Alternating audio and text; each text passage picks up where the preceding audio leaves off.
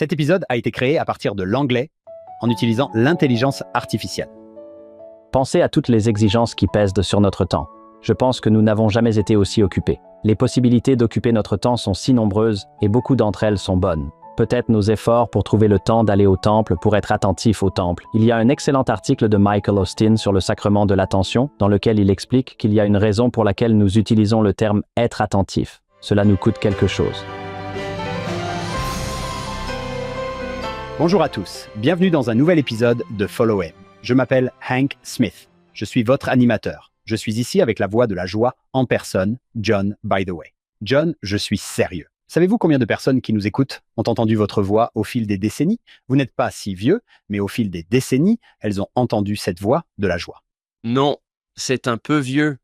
Oui, Oui, j'ai commencé quand j'avais 5 ans. oui, je me souviens de ce premier discours. Ce que j'aurais aimé savoir à la maternelle. C'est vrai, Bonjour John, nous avons le privilège d'accueillir à nouveau le docteur Jordan Watkins dans notre émission. Jordan, bienvenue. Merci. Je suis ravi d'être ici. Jordan, j'attends cela depuis longtemps. Il y a plusieurs mois, nous avons discuté de ce que vous alliez faire cette année. Nous avons traversé la période du Missouri. Qu'est-ce qui vous vient à l'esprit lorsque vous pensez à ces premières années à Novo, où nous ne resterons pas très longtemps? je suis obsédé par la section 128 lorsque j'avais 12 ans et que je suis allé faire des baptêmes pour les morts. J'adore cette activité, car après, nous sommes allés au Der Rathskeller manger une pizza. L'idée du travail par procuration et du lien avec le monde des esprits. Plus je vieillis, plus je trouve incroyable et merveilleux de pouvoir faire ici des choses qui ont un impact là-bas. Où d'autre peut-on faire cela? J'adore ça, j'adore en parler, c'est fascinant. Et qu'est-ce que cela nous apprend sur le Seigneur, Jordan, que cela fasse partie de son œuvre, comme tu l'as étudié aujourd'hui, et je savais que tu aimais ça avant même que nous parlions. Qu'allons-nous faire aujourd'hui? Qu'est-ce qui t'enthousiasme? Nous allons aborder beaucoup de choses. Je dirais simplement que j'aimerais commencer par un endroit inattendu, un écrivain serbe. Il y a cette nouvelle qu'il a écrite en 1981. Il s'appelle Danilo Kish. Il publie cette nouvelle. Je vais vous résumer l'histoire. Elle raconte l'histoire d'une universitaire qui se rend à Stockholm. À l'invitation de son guide, le guide du narrateur, elle passe la nuit à la Bibliothèque royale de Suède. Elle y découvre quelque chose appelé l'Encyclopédie des morts. Elle remarque que chaque pièce est classée par ordre alphabétique et, dans ses livres, elle trouve une fiche sur chaque personne décédée, y compris son père, qui est mort quelques mois auparavant. Et elle écrit ceci. Ce qui rend cette encyclopédie unique, explique-t-elle, c'est la façon dont elle dépeint les relations humaines, les rencontres, les paysages, la multitude de détails qui composent une vie humaine. La référence au lieu de naissance de mon père est non seulement complète et précise, mais elle est accompagnée de détails géographiques et historiques, car tout y est consigné. Le narrateur explique que cette encyclopédie est l'œuvre d'une organisation religieuse qui, selon lui, doit compter des membres partout dans le monde qui fouillent sans relâche et discrètement les nécrologies et les biographies, traitent leurs données et les transmettent au siège à Stockholm. Le narrateur poursuit en disant que les compilateurs sont motivés par la croyance en la résurrection et qu'ils compilent leur vaste catalogue en prévision de ce moment. Leur programme démocratique met l'accent sur une vision égalitaire du monde des morts, une vision qui s'inspire sans doute d'un précepte biblique et qui vise à réparer les injustices humaines et à accorder à toutes les créatures de Dieu une place égale dans l'éternité. Il s'agit donc d'une nouvelle fictive écrite en 1981 par l'auteur serbe, qui la publie finalement avec un recueil d'autres nouvelles et ajoute une postface dans la version publiée, dans laquelle il explique que peu après la publication, il a vu un article de magazine sur ces personnes de Salt Lake City qui possèdent ces archives inhabituelles dans le granit, dans les montagnes rocheuses, et qui rassemblent minutieusement tous ces documents provenant du monde entier. L'article mentionne même qu'ils pratiquent ces baptêmes pour les morts afin d'assurer le baptême rétroactif de leurs ancêtres. L'article précise qu'ils prennent leur tâche très au sérieux. Toute cette histoire témoigne de cette préoccupation humaine pour les morts. Oui. C'est une préoccupation générale, y compris les registres des personnes décédées, et bien sûr, ce sera l'un de nos principaux sujets aujourd'hui. Wow, Jordan, quelle entrée en matière! C'est fantastique. John Jordan était avec nous il y a 4 ans. Je suppose que certains auditeurs nous ont rejoints depuis. Pourriez-vous présenter Jordan à nos nouveaux auditeurs? Oui. Jordan Watkins est professeur agrégé d'histoire et de doctrine de l'Église à l'université Brigham Young. Il est né à Alpine, dans l'Utah, et a servi dans la mission de Léon, au Mexique. Il est titulaire d'une licence en histoire de l'université Brigham Young, d'une maîtrise en histoire de l'université Claremont Graduate et d'un doctorat en histoire américaine de l'université du Nevada à Las Vegas. Il a été coéditeur des documents de Joseph Smith. Il est l'auteur de l'esclavage et les textes sacrés, la Bible, la Constitution et la conscience historique de l'Amérique d'avant la guerre civile. Waouh! Antebellum signifie avant la guerre civile, n'est-ce pas? Tout à fait. Il édite actuellement pour Routledge un recueil de sources primaires sur l'esclavage et la religion au XIXe siècle. Lui et sa femme, Maddie, ont 2 garçons, Emerson et Holland. Ils auront 3 ans dans 2 mois au moment de cet enregistrement. C'est une période très agréable. Nous sommes vraiment ravis de vous revoir. Je suis déjà fasciné. Rien que l'introduction de Hank valait le détour. Oui. C'était fantastique. Quelqu'un leur chuchote à l'oreille. Oui, c'est intéressant. C'était magnifique. Jordan, vous avez un nouveau-né, pour l'endormir, vous lui lisez simplement certains des articles historiques que vous passez au crible? Oui, je sors simplement mon livre. Eh bien, pas votre livre, pas le vôtre? Non, il suffit de sortir mon livre, de lire quelques lignes, et il est conquis. Oui, c'est génial. Nous sommes reconnaissants à Maddie de vous avoir laissé partir car c'est beaucoup de travail. Un enfant de 3 ans et un bébé de 2 mois. Elle s'y est mieux adaptée que moi. Vraiment? Pourquoi ne pas commencer par le manuel? Viens et suis-moi, car je sais que Jordan a beaucoup à partager. Le titre de cette leçon est « Une voix de joie pour les vivants et les morts ». En août 1840, Jane Neyman, en deuil, écouta le prophète Joseph parler lors des funérailles de son ami Seymour Brunson. Le fils adolescent de Jane, Cyrus, était également décédé récemment. À son chagrin s'ajoutait le fait que Cyrus n'avait jamais été baptisé, et Jane s'inquiétait de ce que cela signifierait pour son âme éternelle. Joseph s'était posé la même question au sujet de son frère bien-aimé Alvin, qui était également mort avant d'être baptisé. Le prophète décida donc de partager avec tous les participants aux funérailles ce que le Seigneur lui avait révélé au sujet des personnes qui décèdent sans avoir reçu les ordonnances de l'Évangile et ce que nous pouvons faire pour les aider. La doctrine du baptême pour les morts enthousiasma les saints. Leurs pensées se tournèrent immédiatement vers les membres décédés de leur famille. Il y avait désormais de l'espoir pour eux. Joseph partageait leur joie et dans une lettre enseignant cette doctrine, il utilisa un langage joyeux et enthousiaste pour exprimer ce que le Seigneur lui avait enseigné au sujet du salut des morts. Que la montagne pousse des cris de joie et que toutes les vallées crient à haute voix et que tous ceux qui sont dans les terres arides racontent les merveilles de votre roi éternel. Waouh, quel début! Bon, Jordan, où allons-nous à partir de là? Nous y arriverons, je vous promets que nous parlerons de Jane Neyman, Cyrus et Seymour Brunson et du 128. Nous y arriverons. Il pourrait être utile de commencer par un cadre un peu plus large, puis nous aborderons une grande partie du contexte du baptême pour les morts, ainsi que certaines de ses autres sections. L'une des façons d'aborder ce sujet se trouve dans la section 19 de Doctrine et Alliance. C'est là que le Seigneur a demandé à Martin Harris de donner librement ses biens pour financer l'impression du livre de Mormon. Ces instructions suivantes ont un lien thématique évident avec le baptême pour les morts. Avant cela, décrivant la profondeur de ses propres souffrances, il a dit « Moi, Dieu, j'ai souffert ces choses afin qu'ils ne souffrent pas s'ils se repentent. » L'incarnation et l'expiation du Christ constituent une forme unique d'œuvre par procuration. C'est l'acte le plus extra, la provision la plus généreuse en faveur des vivants et des morts de toute l'histoire humaine. Son corps a pris la place de tous nos corps, non seulement pour nous sauver de souffrances inutiles, mais aussi pour nous donner l'occasion de l'imiter en accomplissant des œuvres charitables par procuration pour les vivants et les morts. En d'autres termes, je dis que le sacrifice par procuration du Christ donne vie à toutes les autres formes d'œuvres par procuration, nous permettant de devenir des sauveurs sur la montagne de Sion depuis le commencement, depuis la fondation du monde. Nous reviendrons sur ce point plus tard. La substitution était et reste le plan. Ce n'est pas un plan B, c'est le plan A. J'espère que nous verrons tout au long de ces sections que les œuvres par procuration sont omniprésentes, certainement dans l'enseignement du baptême pour les morts partout ailleurs aussi, et j'espère que cela nous permettra de voir l'œuvre par procuration tout au long de notre vie, afin de devenir plus courageux, plus forts pour imiter le Christ en faisant pour les autres ce qu'ils ne peuvent pas faire eux-mêmes. C'est fantastique. Quand j'ai commencé à préparer cette conversation, j'ai pensé que nous pourrions peut-être adopter une approche chronologique simple, présenter le contexte, puis discuter des révélations en gardant ce contexte à l'esprit. Après avoir passé un certain temps sur ces sections, en particulier la section 128, je pense qu'une approche différente serait préférable. Nous savons que la section 128 a une structure et une logique remarquables. Elle s'inscrit dans un moment historique précis et nous parlerons de ses détails. Elle se déplace librement dans le temps et l'espace, s'inspire de plusieurs passages bibliques, relate l'apparition de divers personnages que je qualifierais d'historiques. Parfois, on se demande même si Joseph Smith n'a pas perdu le fil de ses pensées en rédigeant cette lettre. Il s'éloigne quelque peu du sujet, mais ce n'est jamais le cas. Il revient toujours au sujet traité. Ce que je veux dire, c'est que je souhaite utiliser la section 128 comme modèle pour cette conversation. Il serait peut-être judicieux de parcourir chacune des sections en faisant quelques détours contextuels en cours de route afin d'essayer d'éclairer ces sections. Je tiens également à préciser qu'il est important de mentionner que je vais m'appuyer sur les travaux de recherche de mes amis et collègues qui ont déjà fait un travail considérable sur ces sections. La recherche universitaire elle-même peut être une sorte de travail de substitution. Beaucoup de gens ont déjà fait ce travail et je m'appuie sur eux.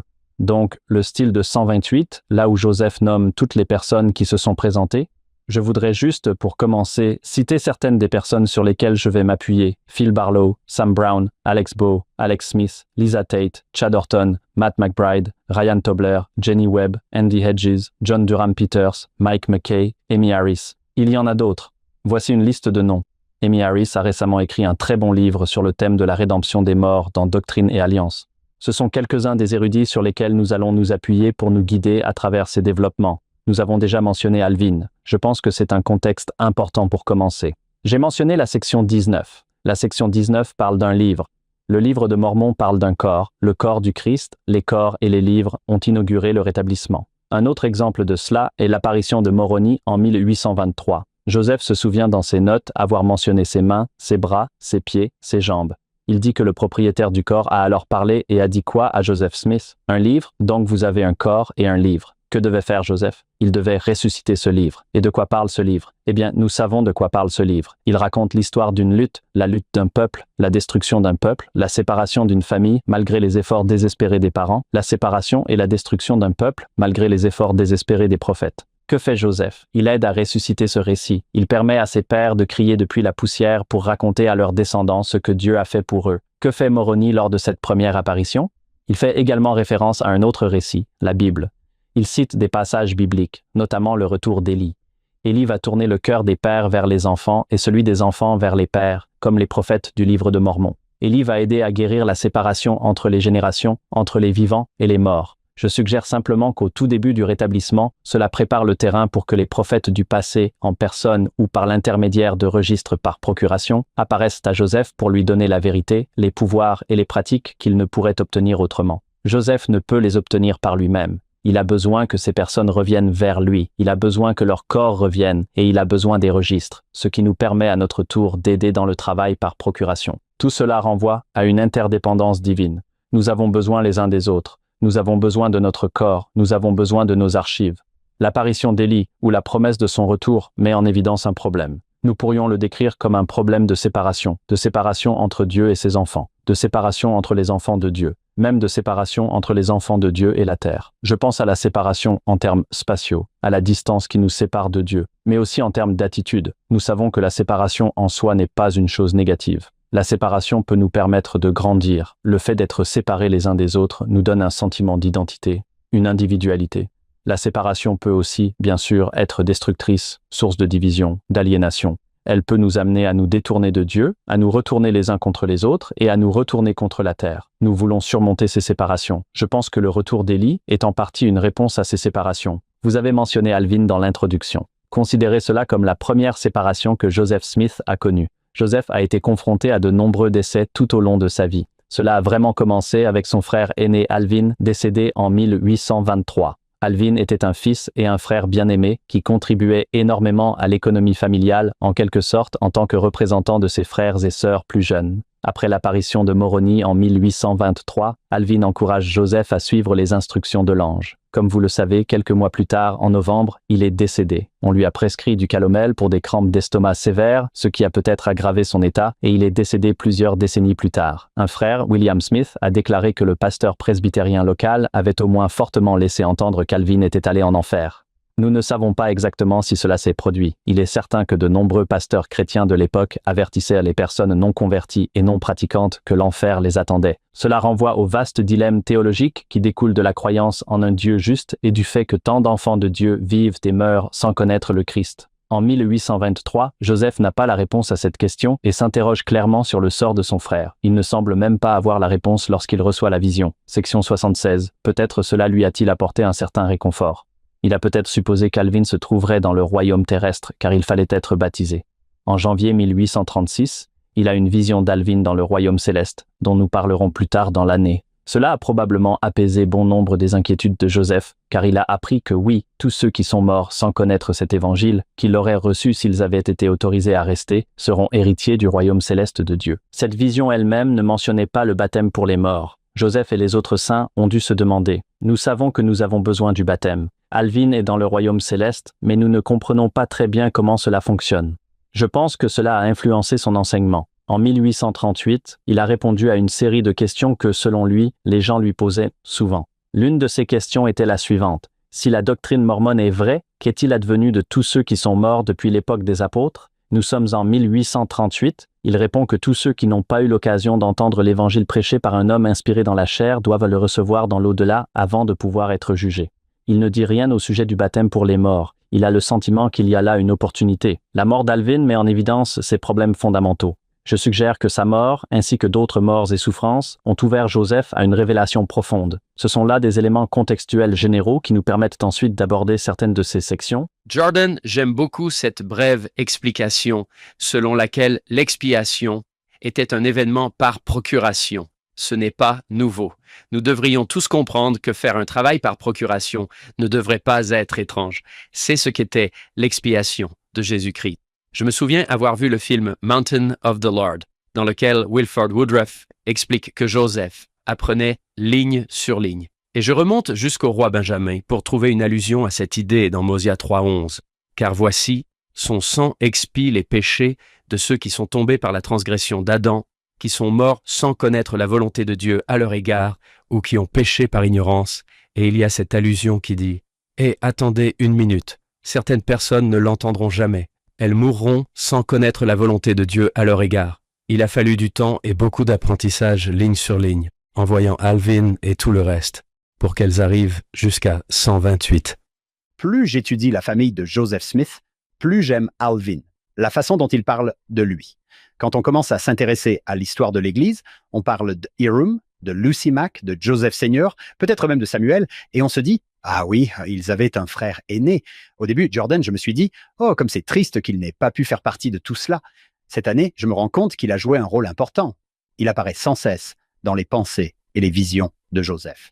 Donc oui, il y a un membre de la famille Smith qui joue un rôle de l'autre côté presque tout le temps. Ce qui met en évidence ce point concernant le travail par procuration dont nous parlerons dans la section 128, à savoir que nous avons besoin d'eux et qu'ils ont besoin de nous, parce que nous avons un corps et que nous pouvons accomplir ces ordonnances, nous pouvons faire des choses ici, mais nous avons besoin d'eux, et l'histoire d'Alvin met en évidence ce point. Sans Alvin, Joseph ne se serait peut-être pas posé ce genre de questions, il ne se serait pas interrogé, il n'y aurait pas réfléchi. Je pense que c'est une illustration parfaite de certains des enseignements centraux de ces sections.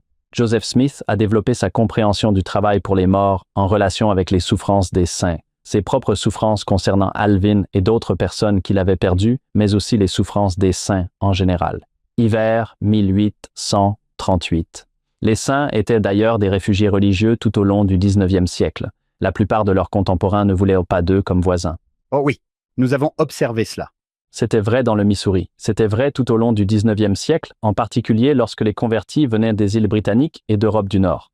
Certains de leurs contemporains les décrivaient comme pauvres, paresseux, immoraux et violents. Tout le monde ne pensait pas cela d'eux. En fait, c'est l'une de ces périodes où Joseph et d'autres dirigeants croupissaient en prison pendant le voyage des saints vers l'Illinois. Ils trouvent refuge de l'autre côté du Mississippi, à Quincy, et les habitants de Quincy leur apportent une aide temporaire dont ils ont grand besoin, ce qui inspire peut-être Joseph à réfléchir à la manière d'apporter une aide plus durable de l'autre côté du voile. Au cours des mois suivants, les saints commencent à se rassembler dans ce qui s'appelle Commerce, qui devient Nauvoo, et ils se rassemblent de l'autre côté du fleuve, dans le territoire de l'Iowa, en octobre 1839, où un pieu est organisé. John Smith, l'oncle de Joseph, en était le président. Alanson Ripley était l'évêque auparavant. De longues questions se posent quant à savoir où nous rassembler. Cette question découle en partie de la section 124, dans laquelle le Seigneur donne des instructions aux saints concernant la construction d'un temple et de ce qu'on appelle la maison de Nauvoo. Il est également question de se rassembler à Nauvoo dans cette révélation, où le Seigneur dit « J'accepte votre offrande. Vous avez fait ce que vous pouviez dans le Missouri. Il ne vous est plus demandé de construire la ville de Sion et d'y bâtir un temple. Vous allez le construire ici, à Nauvoo. Cela soulève certaines questions, notamment celles posées par John Smith. Quelques semaines après cette révélation de janvier 1841, John Smith se rend auprès de Joseph Smith pour savoir ce que le Seigneur attendait des saints du territoire de l'Iowa. Devons-nous traverser le fleuve pour nous rendre à Nauvoo, compte tenu des instructions du Seigneur dans la section 124? C'est peut-être ce qu'il demandait, et le Seigneur répond dans la section 125 qu'ils peuvent se rassembler dans les lieux désignés par Joseph, c'est le verset 2, bâtir des villes à mon nom, afin qu'ils soient préparés pour ce qui les attend dans les temps à venir. Encore une fois, j'entends le Seigneur dire qu'il n'est plus nécessaire que tous vos saints, tous les saints, se rassemblent dans le comté de Jackson. Il est certain que vous n'avez pas tous besoin de vous rassembler à Nauvoo. C'est aussi un rappel, dit-il, de bâtir des villes en mon nom. Nous n'avons pas à attendre Dieu et nous ne devrions pas attendre que Dieu établisse Sion. Dieu ne va pas construire Sion pour nous. C'est ce qu'il dit dans la section 58. Vous devez vous engager avec empressement dans une bonne cause. Nous ne nous engageons pas avec empressement dans la bonne cause qui consiste à édifier Sion. Nous ne deviendrons pas le peuple digne de la Sion céleste. Au verset 3, le Seigneur leur donne l'instruction de bâtir une ville dans le territoire de l'Iowa et dit qu'on lui donne le nom de Zarahemla. Ce nom avait déjà été choisi par les saints, d'ailleurs, il ne fait donc que confirmer que c'est un bon nom. Bien sûr, ce nom est celui d'une ville importante dans le livre de Mormon. Que nous apprend le fait qu'ils la nomment Zarahemla? Eh bien, cela nous montre qu'ils accordent de l'importance au livre de Mormon, cela souligne leur affinité pour ce livre, et bien sûr, cela crée un précédent pour les noms de lieux dans l'Utah et ailleurs, où certains de nos villes portent des noms tirés du livre de Mormon. Au verset 4, le Seigneur leur demande de se rassembler à Nauvoo et dans tous les pieux que j'ai désignés. Je pense que cela rejoint notre thème général. C'est comme si le Seigneur suggérait que Nauvoo pouvait remplacer le comté de Jackson pour le moment. D'accord. Cherchez à établir Sion comme le dit cette révélation. Essayez d'être les saints du Seigneur, s'efforcer d'être les saints du Seigneur, tout aussi valable, tout aussi important à Nauvoo, dans l'ancienne ou la moderne Zarahemla à Nashville, dans l'Iowa, que la plupart des gens ne connaissent pas, ou à Nashville, dans le Tennessee, ou ailleurs dans le monde, tout aussi valable là-bas qu'à Jackson County, où que nous vivions. Je pense que le Seigneur nous dit que nous pouvons nous efforcer de vivre comme des personnes semblables au Christ et à Sion. Je suis sûr que nous avons des auditeurs, Jordan, partout dans le monde, qui ne verront jamais Nauvoo. Nous y sommes tous allés. C'est comme un magnifique mémorial. Lorsque vous vous promenez autour des bâtiments qui subsistent et que vous voyez le temple sur la colline, vous n'avez pas besoin d'y aller pour avoir un témoignage de Joseph Smith et ressentir la puissance des saints. Mais il y a toujours un esprit qui règne sur cet endroit. Il y a un esprit là-bas. Absolument. Juste avant ma mission, j'ai passé un semestre à l'université, je crois qu'elle s'appelait la Joseph Smith Academy. En fait, c'était l'université BYU Nauvoo et j'y ai passé un semestre. C'était merveilleux d'un certain point de vue, mais c'est probablement l'une des 10 villes les plus ennuyeuses au monde. Surtout après 17 heures, vous savez, en automne. Exactement. Il y a une atmosphère particulière à cet endroit qui est toujours présente. On peut en quelque sorte la sentir dans l'air. Scott Esplin, le docteur Esplin, adore l'expression « venez voir l'endroit » que l'ange dit aux femmes au tombeau. Venez voir l'endroit. Et il y a quelque chose à propos de « allons voir l'endroit ». Très bien, Jordan. Passons à 126. Je suis impatient d'arriver à 128. Vous allez devoir me freiner en me disant « non, ceux-là sont importants aussi ». Allons-y pour le 126. À première vue, les thèmes et les messages du 126 sont assez différents de ceux du 125. Cette révélation à Brigham Young soulève également des questions sur l'endroit où vivre et où travailler dans la section. Tout comme le Seigneur avait dit aux saints qu'il ne leur demandait plus de construire le temple dans le comté de Jackson et que leur offrande était acceptable pour le Seigneur. Il dit maintenant à Brigham, président des 12, qu'il n'est plus tenu de quitter sa famille pour prêcher et que son offrande est acceptable. Bien sûr, Brigham avait accompli plusieurs missions depuis sa conversion en 1832. Que signifiaient ces missions? Elles signifiaient une séparation temporaire d'avec ses proches. Comme le dit la Révélation, son travail, ses efforts et ses voyages pour le Seigneur lui avaient coûté très cher. En 1832, sa première femme, Miriam Works, était décédée, laissant derrière elle Brigham et 2 enfants, 2 jeunes enfants. En 1834, Brigham se remaria. Il épousa Mary Ann Angel, qui était véritablement un ange. Moins d'1 mois plus tard, il était au camp de Sion. Puis les missions continuèrent après la naissance de leur premier enfant. En octobre 1834, d'autres enfants et d'autres missions suivirent. À la fin de l'année 1837, Brigham dut fuir Kirtland en raison des persécutions, laissant Mary Ann s'occuper de leurs 5 enfants. Il l'apprit probablement lorsqu'ils se retrouvèrent dans le Missouri. Brigham lui dit « On dirait que tu es presque dans ta tombe. Compte tenu de tout cela, compte tenu de tout ce qu'elle faisait, il est assez surprenant qu'elle ne l'ait pas été. » ce n'est pas quelque chose que l'on dit à sa femme. Oui, essayez donc. Oui, voyez comment ça se passe. Oui, n'essayez surtout pas. C'est probablement révélateur de tout ce qu'elle avait fait. En avril 1838, Joseph reçut une révélation qu'il avait en fait déjà reçue dans une révélation similaire. En avril 1838, le Seigneur ordonna à Brigham de ne pas être canonisé. Le Seigneur ordonna à Brigham de ne plus quitter sa famille tant qu'il ne lui aurait pas fourni suffisamment de quoi vivre. Franchement, je ne suis pas sûr que cela se soit produit. Je ne sais pas trop comment cela aurait pu se produire. Les saints ont été chassés du Missouri peu après cela. Mary Ann se souvient avoir vécu dans 11 résidences en l'espace de 3 mois et elle était enceinte à l'époque. Les saints ont déménagé dans l'Illinois, Brigham dans les 12. Comme vous le savez, ils sont appelés à se rendre dans les îles britanniques. Il est difficile d'imaginer des conditions pires que celles dans lesquelles ils partent. Nous nous souvenons tous de l'histoire, ou du moins beaucoup d'entre nous connaissent l'histoire de Brigham et Heber, très malades, voyageant à l'arrière d'un chariot et criant « Hurrah pour Israël !» et c'est une belle histoire. Ce dont on ne parle pas souvent, c'est de la pauvreté et de la maladie qui régnaient dans la famille de Brigham. Mary Ann avait donné naissance à leur 7e enfant, 10 jours plus tôt, et les 7 enfants étaient malades lorsque Brigham est parti. En moins de 2 mois, elle n'a plus rien à manger. Elle vit du côté de l'Iowa. Elle n'a plus rien à manger, alors que doit-elle faire? Eh bien, en hiver, elle monte dans une barque avec son bébé et traverse le Mississippi à la rame, les vagues les trempant. Ils arrivent à Nauvoo, vont chez des amis qui leur donnent des pommes de terre et de la farine, les aidant à survivre. Elle fait ce voyage plusieurs fois. Elle finit par obtenir un lopin de terre à Nauvoo, et que fait-elle? Elle plante un jardin, elle construit une cabane, elle couvre les portes et les fenêtres avec des couvertures. Ce que Mary Ann Angel, dont le nom signifie ange, accomplit pendant l'absence de son mari est remarquable. Elle accomplit une œuvre par procuration pour son mari. Elle prêchait l'Évangile. Quand il revient à Nauvoo le 1er juillet 1841, il constate la situation. Joseph Smith se rend chez eux 8 jours plus tard. Il constate la situation qu'il connaissait probablement déjà. Dans une certaine mesure, il dicte une révélation sur place et j'imagine que le Seigneur pensait autant à Mary Ann qu'à Brigham quand il a dit « Votre offrande m'est agréable. J'ai vu ton travail et tes efforts. » C'est une belle chose à entendre de la part du Seigneur. C'est sa parole à nous tous, à tous ceux qui travaillent et pleurent pour Sion. Je pense, j'espère, que nous entendrons tous ces paroles en temps voulu.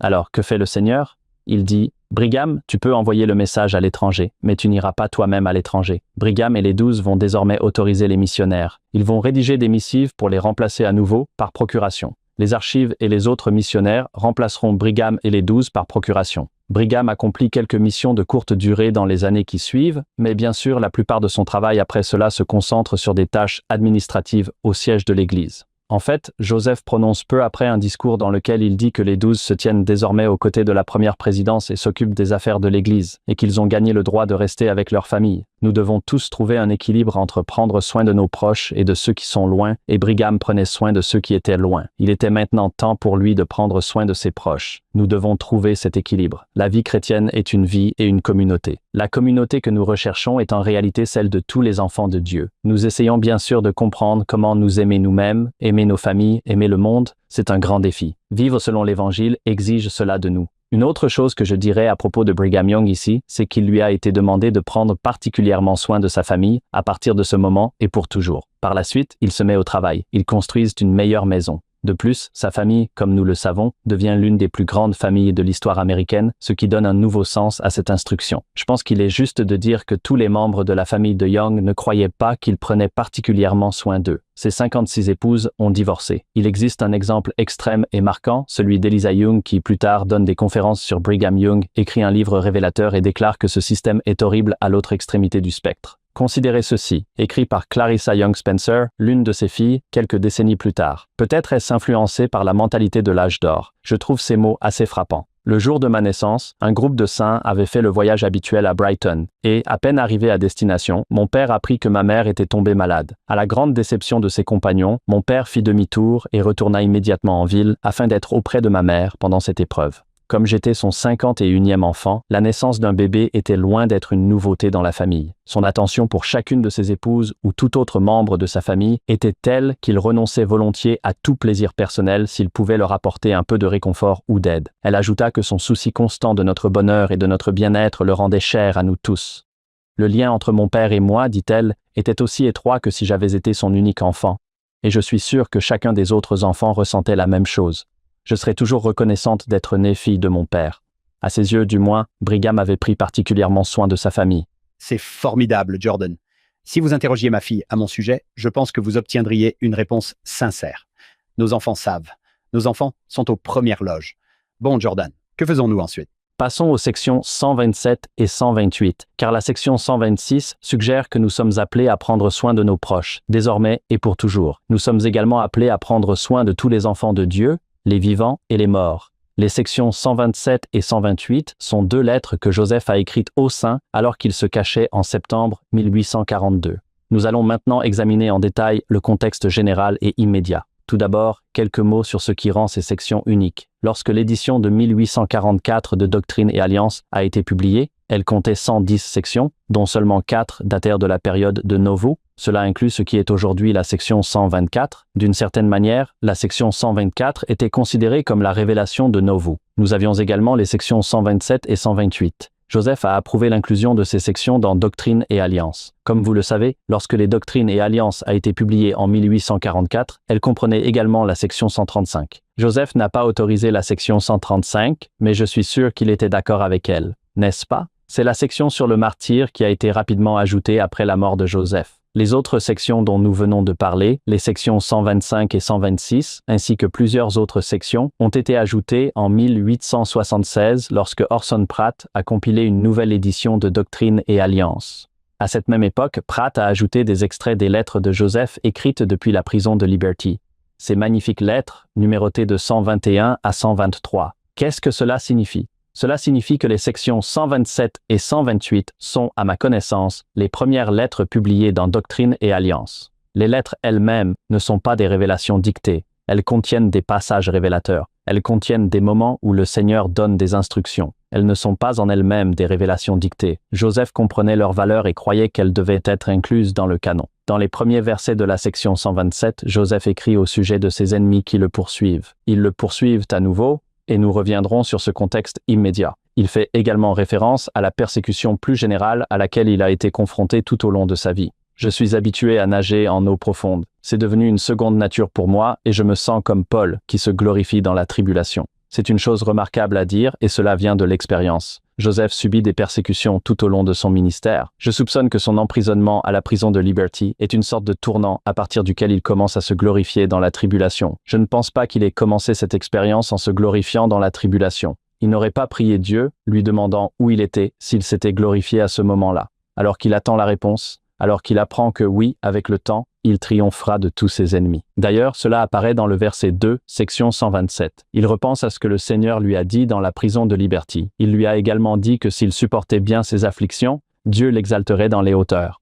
Cette expérience dans la prison de Liberty élargit sa vision. Au départ, de quoi s'inquiète-t-il? Il s'inquiète pour lui-même et pour les saints. Il entend parler de leur souffrance. Je pense que l'expérience de la prison de Liberty élargit vraiment sa compréhension et sa vision pour lui permettre de penser encore plus largement.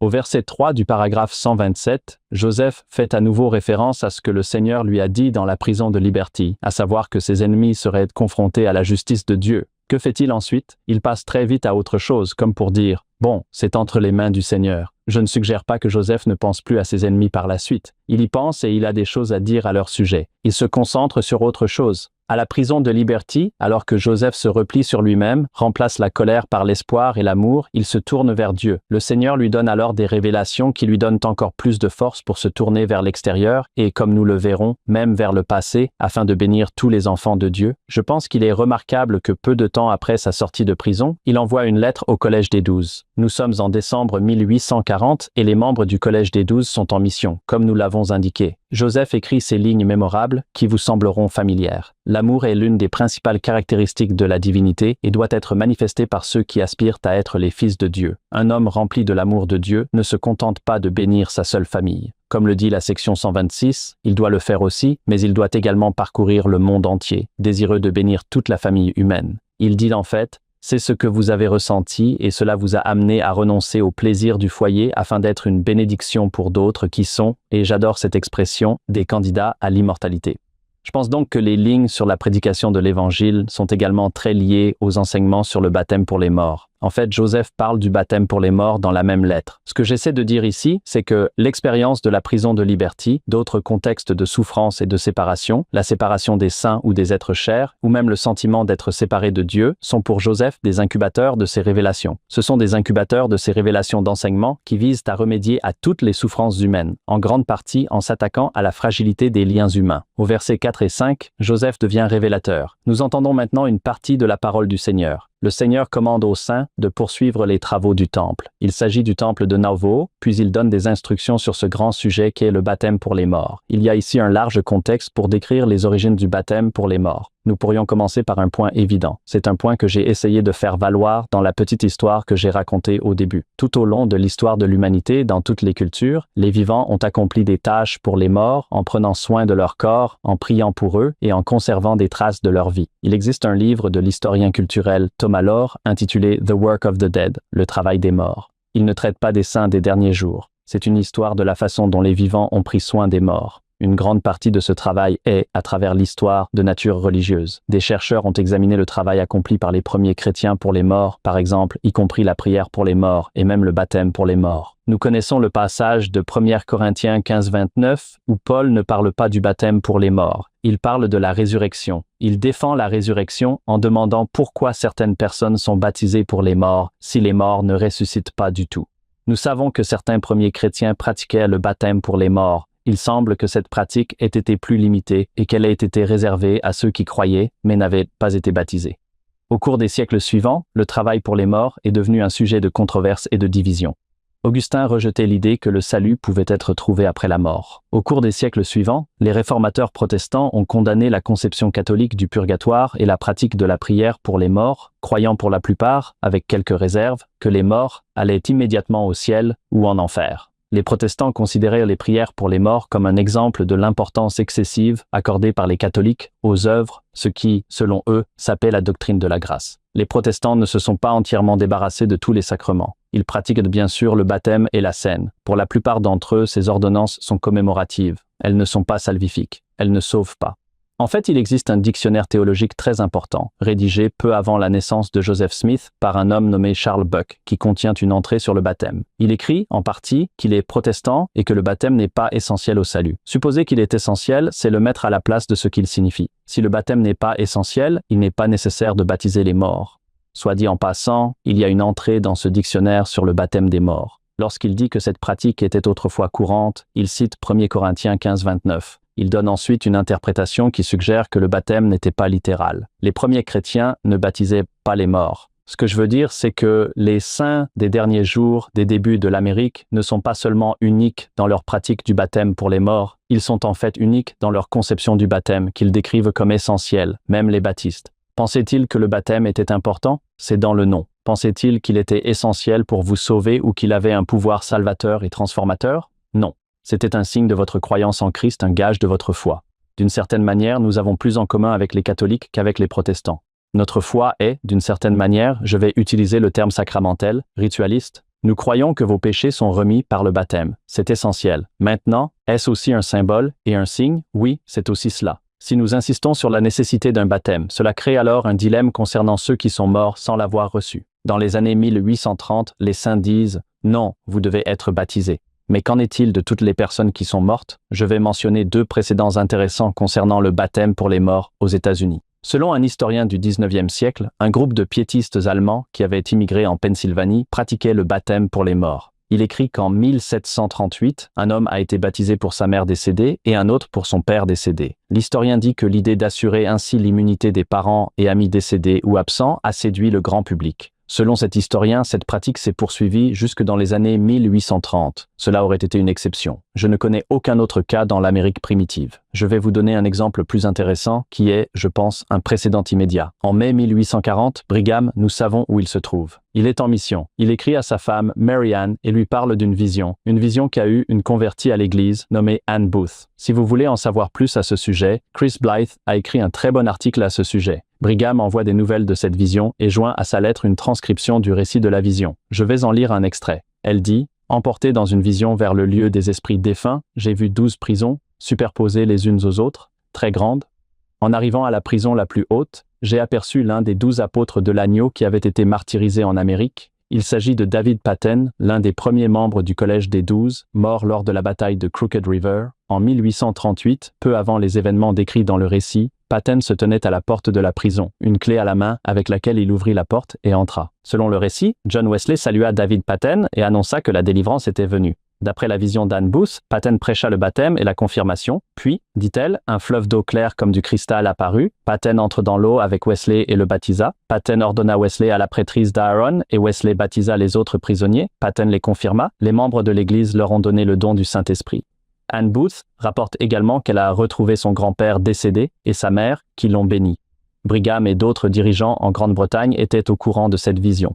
Ils en ont fait part dans des lettres envoyées chez eux. Nous savons également que Joseph Smith en avait connaissance car quelques mois plus tard, en octobre 1840, il prononça un sermon à l'Église sur le baptême pour les morts et il fit référence à cette vision. Selon Willard Kimball, Joseph enseigna que l'Évangile serait prêché aux morts en prison, mais qu'il n'y avait pas de baptême des esprits. Joseph ne rejette pas totalement la vision de Sir Booth. Maintenant, qu'est-ce que tout cela signifie? Je n'en suis pas tout à fait sûr. Joseph a peut-être reçu une révélation sur le baptême pour les morts avant même d'avoir entendu parler de la vision de Booth, ou peut-être que la vision de Booth l'a inspiré à réfléchir davantage à un sujet auquel il avait déjà pensé et à recevoir une révélation à ce sujet. Dans les deux cas, Joseph a apprécié l'accent mis par la vision sur la nécessité de baptiser les morts, même s'il enseignait que les esprits ne peuvent pas être baptisés. Les saints des derniers jours croient que le baptême est nécessaire. Les saints des derniers jours croient également que le baptême nécessite un corps, ce qui correspond à l'importance accordée à l'incarnation dans les révélations de Joseph. Le corps est essentiel à l'exaltation. Nous avons également besoin d'un corps pour accomplir certaines tâches. Bien sûr, notre corps est la source de nombreuses souffrances dans cette vie. Les révélations de Joseph enseignent que notre âme est composée d'un corps et d'un esprit, et que les deux sont des éléments essentiels du salut. Notre système de croyance valorise la matérialité, et à la fin des années 1830, les saints savaient que les morts qui auraient reçu l'Évangile seraient dans le royaume céleste. Mais étant donné l'importance accordée au baptême et à l'incarnation, ils ne savaient pas très bien comment cela pouvait avoir un sens, ou du moins, s'ils y réfléchissaient beaucoup, ils n'étaient peut-être pas sûrs de la façon dont cela pouvait avoir un sens.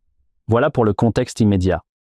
Il existe un contexte encore plus immédiat à l'introduction par Joseph de la pratique et de l'enseignement du baptême pour les morts, et celui-ci est également lié à la mort. Cette séparation, une séparation très sévère entre l'esprit et le corps, est un contexte central pour Joseph afin d'introduire cette pratique.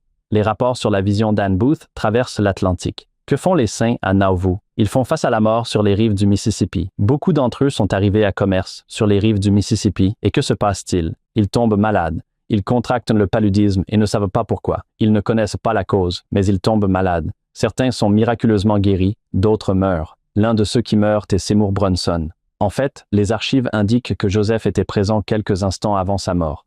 Il dit que David Patten, le même David Patten que nous venons de mentionner, était dans la pièce de l'autre côté du voile et l'a exhorté à le rejoindre de l'autre côté. Quelques jours plus tard, lors des funérailles de Brunson, le 15 août 1840, Joseph a introduit la pratique du baptisme pour les morts. Nous avons un récit. Nous n'avons pas de récit contemporain. Nous avons des souvenirs. Selon le récit de Simon Baker, Joseph a fait référence à 1 Corinthiens 15. Il s'est ensuite adressé à une veuve dans l'assistance dont le fils était mort avant d'avoir été baptisé. Nous pensons qu'il s'agissait de Jane Harper Neyman, et, selon Baker, Joseph a dit à la veuve et aux saints que les vivants pouvaient être baptisés pour les morts. Environ un mois plus tard, Harvey Olmsted, membre de l'Église, a baptisé Jane au nom de son fils, Cyrus. Vienna Jacks était à cheval et a servi de témoin dans le fleuve Mississippi. Vienna Jacks était quelqu'un d'autre, quelqu'un dont je n'avais jamais entendu parler quand j'étais enfant ou dans l'histoire de l'Église, peu importe, au séminaire.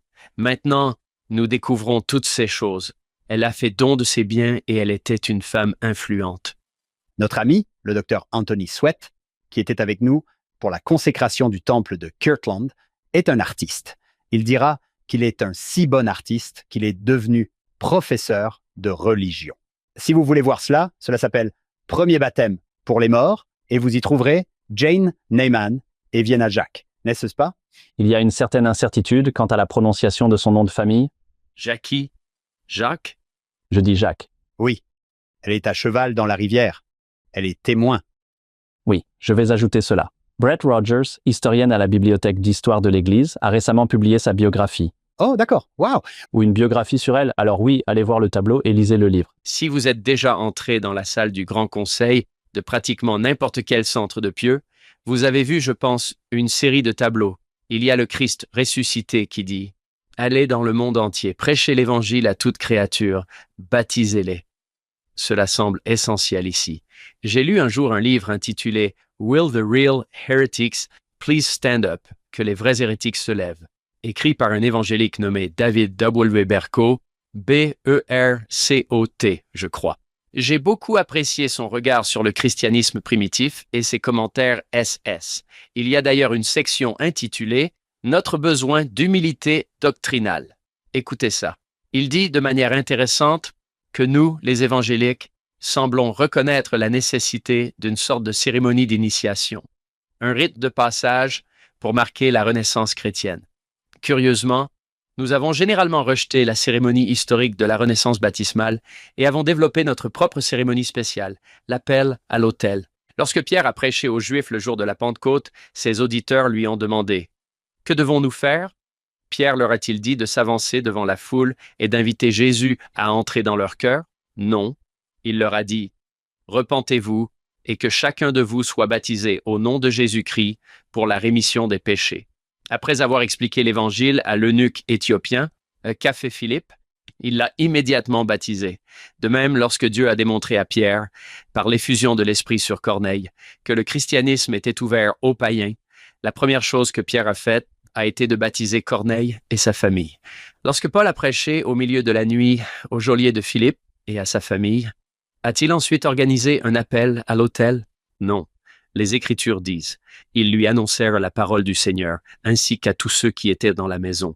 Il les prit avec lui à cette heure même de la nuit, lava leurs plaies, et, aussitôt, lui et toute sa famille furent baptisés. » M. Berko dit ensuite que, puisque nous ressentons le besoin d'associer notre renaissance spirituelle à un jour et une heure fixe, pourquoi ne pas la lier au baptême plutôt qu'à l'appel à la conversion? En réalité, l'appel à la conversion et les prières associées sont le fruit des mouvements de renouveau des 18e et 19e siècles, et ils étaient pratiquement inconnus des chrétiens avant cette époque. Vous devez naître de nouveau. Ces mots, qui sont souvent répétés dans les ouvrages de référence, et la façon dont nous les interprétons comme un baptême par l'eau et par l'esprit, peuvent être le baptême et la confirmation. Cela est lié aux conversations qu'Oliver Cowdery et Joseph Smith ont eues au sujet de ce qui deviendra la section 20. Ils sont en désaccord sur certains termes. Oliver Cowdery, qui a essentiellement rédigé une autre version des articles de l'Église, y a inclus une phrase selon laquelle les membres doivent se présenter et raconter leur chemin vers le salut, leur histoire de conversion. Joseph répond « Non, ce n'est pas ça. » Donc oui, c'est un contexte crucial. Oui. Merci, John. Oui, c'était bien. Jordan, que faisons-nous ensuite? Au cours de cette même période, Joseph s'inquiétait de séparations plus immédiates. Je veux dire par là qu'au cours de l'été et de l'automne 1840, son père, Joseph Smith Sr., était malade. Joseph Jr. était menacé d'expulsion de l'Illinois en septembre 1840, le même mois où Jane Neyman fut baptisée pour son fils décédé. Les autorités du Missouri engagèrent une procédure d'extradition contre Joseph Smith. L'extradition consiste à transférer une personne d'un État à un autre pour qu'elle y soit jugée. Dans ce cas précis, les autorités du Missouri voulaient extrader Joseph vers le Missouri afin qu'il soit jugé pour des crimes qu'il aurait commis pendant ce qu'on appelle la guerre mormone. Nous avons maintenant un excellent passage tiré de l'histoire de Lucy Mack Smith qui met en évidence le lien étroit entre ces contextes et le nouvel enseignement du baptême pour les morts. Elle raconte donc que, un samedi soir, à la mi-septembre 1840, Joseph Smith père était si malade qu'il vomissait du sang. Le lendemain matin, Joseph Jr. se présente. Elle écrit qu'il est entré et a dit à son père qu'il ne devait plus se soucier pour l'instant des Missouriens, après quoi il a informé son père que les saints avaient désormais le privilège d'être baptisés pour les morts. Ces deux faits, à savoir que Joseph Smith Jr. était à l'abri de l'extradition pour le moment et que les morts pouvaient être libérés de la prison spirituelle.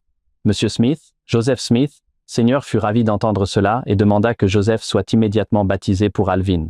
Joseph Smith père poursuit en disant qu'il est très malade. Il est pratiquement sur son lit de mort. Il procède alors à la bénédiction de ses enfants. Lucie écrit qu'après les bénédictions, il fit une pause et dit « Je vois et j'entends aussi bien que je l'ai toujours fait. Nous parlerons beaucoup aujourd'hui de la vue et de l'ouïe. » Il fit ensuite une deuxième pause avant de dire « Je vois Alvin », puis une troisième pause et il dit « Je vais vivre encore 7 à 8 minutes. » Il est mort environ 8 minutes plus tard. Lucie dit que nous avons constaté que ces notes ne sont pas toujours exactes, mais je trouve ces passages très intéressants. Elle note qu'ils sont obligés d'assister à ses funérailles le lendemain, sous peine, dit-elle, de voir Joseph et Hiram arrachés du cadavre de leur père avant qu'ils ne soient enterrés et emportés par leurs ennemis vers la prison. Après avoir déposé sa dépouille dans sa petite maison, écrit-elle, mes fils ont fui la ville. Hiram a été baptisé pour Alvin.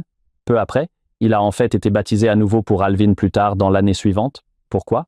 Nous ne savons pas trop. Peut-être était-ce après l'achèvement des fonts baptismaux du temple. Ce qu'il faut retenir ici, c'est que les contextes de souffrance, de persécution, de mort et de séparation ont été des tremplins pour la révélation. Ils l'ont certainement été pour Joseph. Je pense qu'ils peuvent l'être pour nous aussi. Joseph avait eu cette vision du royaume céleste en 1836, suggérant que les morts qui auraient reçu l'évangile seraient dans le royaume céleste.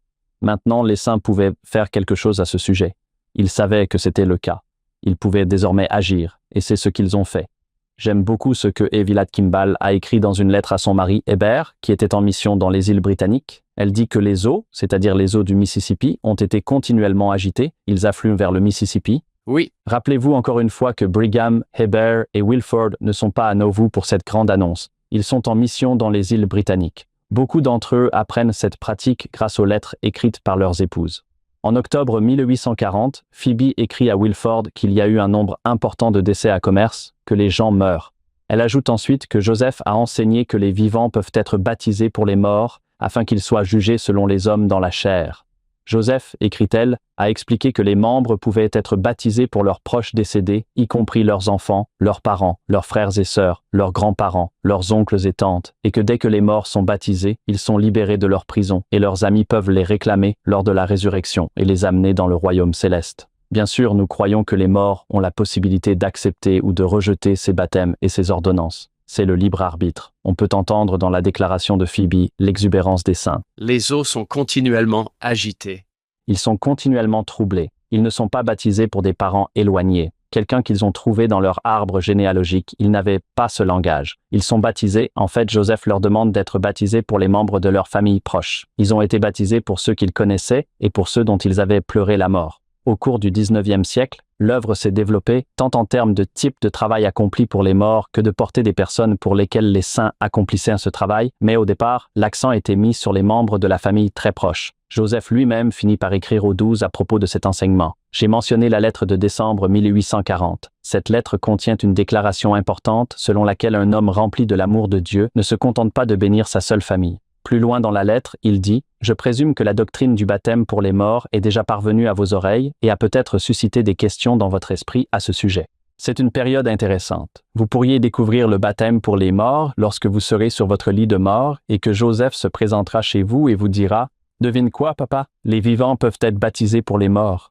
Vous pourriez en entendre parler pendant votre mission et quelqu'un vous enverrait une lettre, n'est-ce pas? Les choses changeaient rapidement sur le plan théologique pendant cette période, mais Joseph dit « Je ne peux pas vous donner dans cette lettre toutes les informations que vous pourriez souhaiter sur le sujet, mais outre mes connaissances indépendantes de la Bible, je dirais que cela était certainement pratiqué par les anciennes églises à Saint-Paul s'efforce de prouver la doctrine de la résurrection à partir de celle-ci. J'ai mentionné cette doctrine pour la première fois en public lors du sermon funèbre du frère Brunson, et, depuis lors, j'ai donné des instructions générales à l'Église sur le sujet.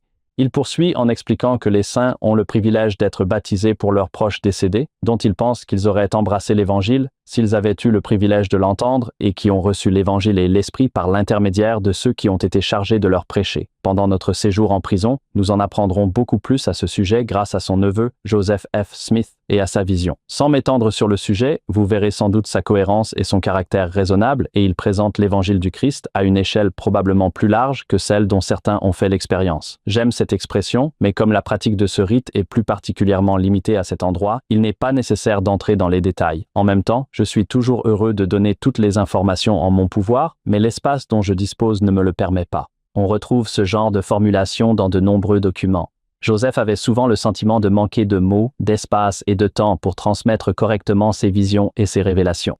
C'est certainement le cas pour le baptême pour les morts. À peine un mois plus tard, Joseph reçut d'autres instructions concernant le baptême pour les morts. Nous avons mentionné sa révélation de janvier 1841, section 124.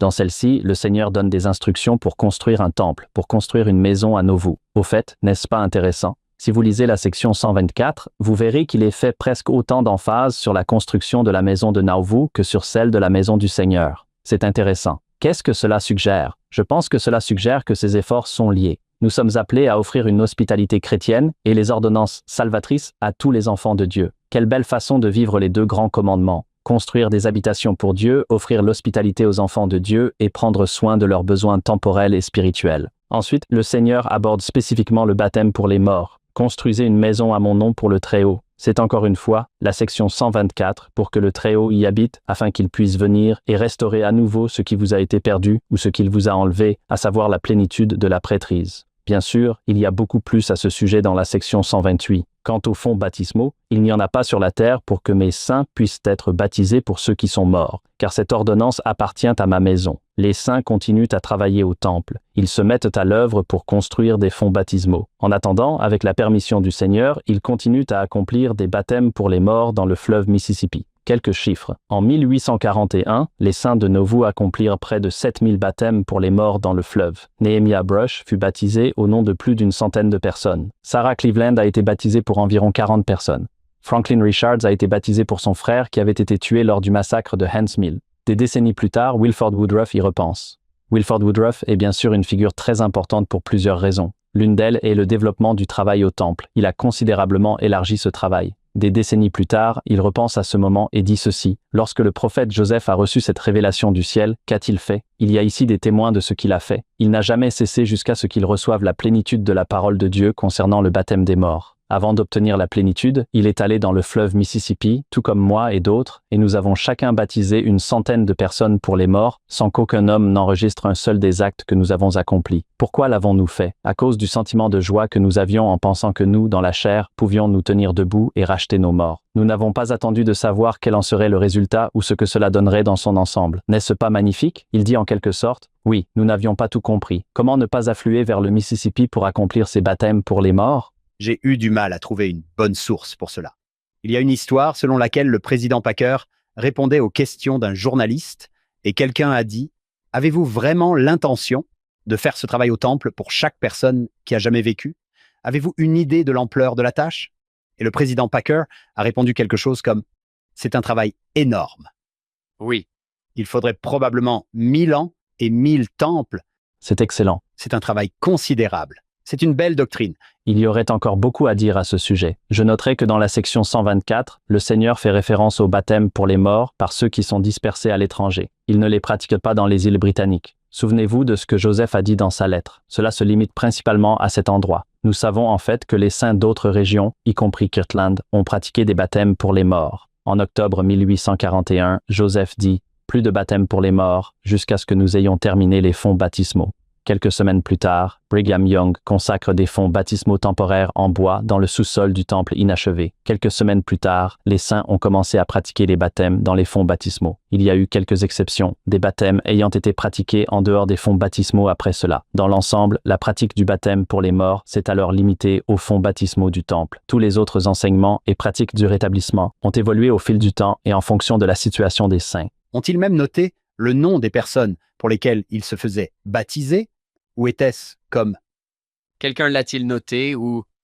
Au départ, je suppose que dans certains cas, il ne l'enregistrait même pas. Nous avons quelques registres de baptême pour les morts antérieurs à ces lettres, avant les sections 127 et 128. Il semblait logique de conserver certains registres, mais pas au niveau atteint après ces lettres. Pourquoi avons-nous besoin de temples pour accomplir ces rites? Le Seigneur dit que nous devons le faire, donc je suppose que c'est une bonne raison car il autorise des exceptions. Je n'ai pas la réponse. Dieu n'a pas besoin d'une maison. Il ne cherche pas un endroit agréable où résider. Je dirais plutôt que, du moins pour les premiers saints, le processus de construction des temples, en particulier pour ces saints qui n'ont pas beaucoup de moyens financiers, les prépare de manière unique à recevoir le pouvoir d'en haut. Le fait qu'ils doivent faire tant de sacrifices pour construire un temple, comment vont-ils se sentir lorsqu'ils entreront dans ce temple et recevront ces ordonnances? N'est-ce pas?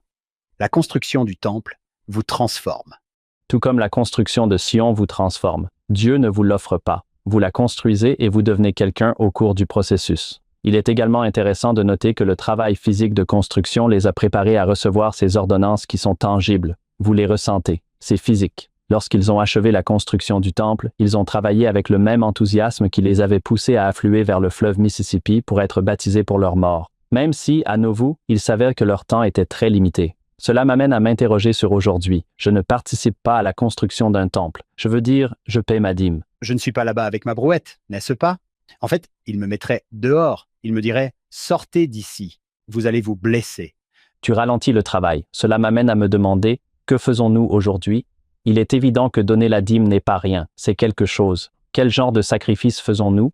Je me demande si, à un certain niveau, le temps a remplacé l'effort physique. Les deux sont encore nécessaires dans une certaine mesure et dans certaines régions du monde, il faut encore plus de temps pour se rendre au temple, même si cela devient plus facile. Je dois dire que pour beaucoup d'entre nous, cela prend relativement peu de temps pour se rendre au temple, mais il faut passer du temps là-bas et on nous demande de sacrifier ce temps. Nous pensons parfois, « Waouh, les gens, quoi? Que faisaient-ils dans le passé? Ils avaient tellement de temps. Je veux dire, ils étaient occupés. Il fallait travailler la terre pour pouvoir manger. » Pensez à toutes les exigences qui pèsent sur notre temps. Je pense que nous n'avons jamais été aussi occupés. Les possibilités d'occuper notre temps sont si nombreuses et beaucoup d'entre elles sont bonnes. Peut-être que nos efforts pour trouver le temps d'aller au temple pour être attentifs au temple. Il y a un excellent article de Michael Osteen sur le sacrement de l'attention et il dit qu'il y a une raison pour laquelle nous utilisons le terme « être attentif ». Cela nous coûte quelque chose. Donner du temps puis prêter attention. C'est peut-être cela qui nous prépare à recevoir aujourd'hui le pouvoir d'en haut. Oui, ce n'est pas aller dehors avec une brouette et travailler,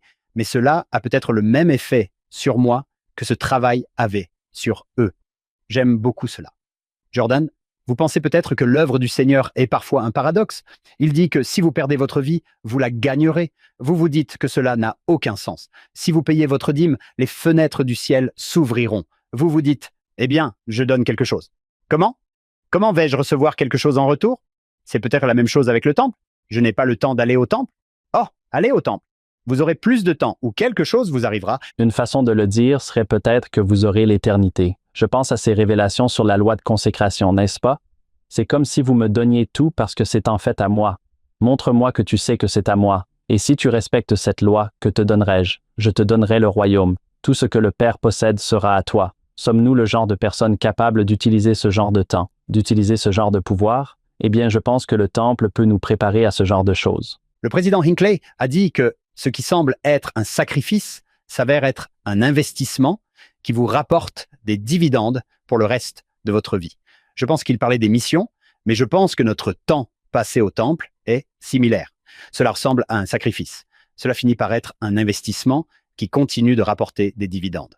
N'oubliez pas non plus qu'il y a une autre âme immortelle de l'autre côté, qui a bénéficié de votre temps passé au temple. C'est énorme. Quelqu'un d'autre là-bas.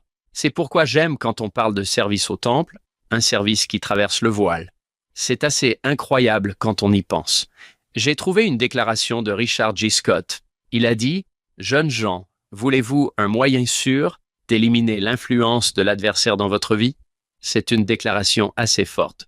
Un moyen sûr d'éliminer l'influence de l'adversaire dans votre vie. Plongez-vous dans la recherche de vos ancêtres. Préparez leurs noms pour les ordonnances sacrées par procuration disponibles au temple, puis allez au temple pour les représenter afin qu'ils reçoivent les ordonnances du baptême et le don du Saint-Esprit. En vieillissant, vous pourrez également participer à la réception des autres ordonnances. Je ne vois pas de meilleure protection contre l'influence de l'adversaire dans votre vie. Et il me semble que nous avons entendu des choses similaires récemment de la part de notre prophète. Oui, nous sommes en 2012. Un moyen sûr d'éliminer l'influence de l'adversaire. Trouvez vos ancêtres, préparez leur nom, ce qui n'a jamais été aussi facile. Quelques touches sur un téléphone. En tant que parent d'adolescent, John, c'est ce que je veux. C'est l'une de mes priorités pour réduire l'influence de l'adversaire dans la vie de mes enfants. J'ai la réponse ici. Voici ce que je peux faire. Dimanche dernier, nous avons organisé une cérémonie d'adieu à la mission dans ma paroisse. Mason Ontiveros a remercié l'évêque pour les visites au temple qu'ils ont faites. Il a dit « Au début, je pensais au rafraîchissement ou à tout ce que nous aurions après, puis il l'a remercié pour le temps passé au temple. J'ai beaucoup aimé cela. Ce qui restera gravé dans sa mémoire alors qu'il part pour la Colombie, c'est le temps passé au temple.